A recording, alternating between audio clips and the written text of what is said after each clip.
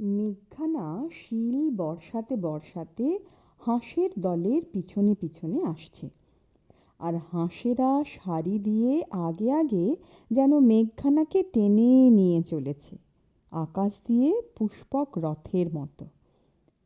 তিন দরিয়ার অনেক উপরে দুই পাহাড়ের দেওয়াল যেন কেল্লার বুরুজের মতো সোজা আকাশ ঠেলে উঠেছে একেবারে মেঘের কাছে।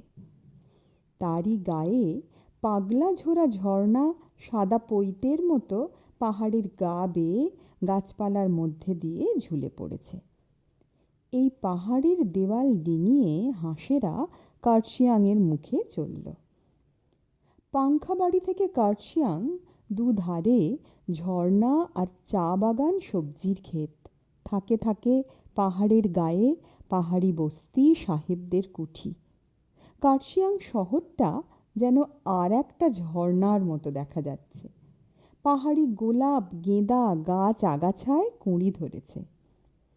বাঁ ধারে দূরে কালো কালো পাহাড়ের শিখরে বরফের পাহাড় যেন দুধের ফেনার মতো উথলে পড়েছে।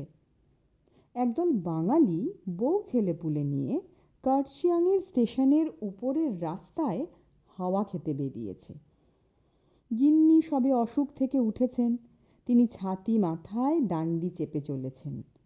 কর্তা লাঠি নিয়ে সঙ্গে, পিছনে চার মেয়ে, ছোট বড় তিন ছেলে, এক বউ, দুই জামাই, এক পাল নাতি পুতি হাসি খুশি লুটোপুটি করে চলেছে। কেউ পাহাড় থেকে ফুল তুলছে, কেউ রাস্তা থেকে নুড়ি কুড়োচ্ছে। একটা ছেলের হাতে প্রজাপতির কুড়োজাল দেখে হৃদয় চেঁচিয়ে বললে, ধরো না, ধরো না, জখ হবে।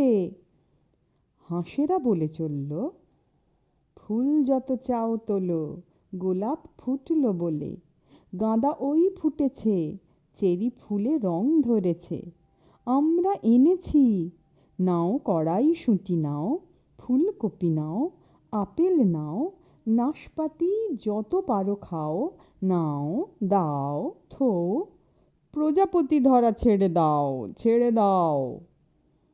দেখতে দেখতে মেঘে কার্শিয়াং ঢেকে গেল।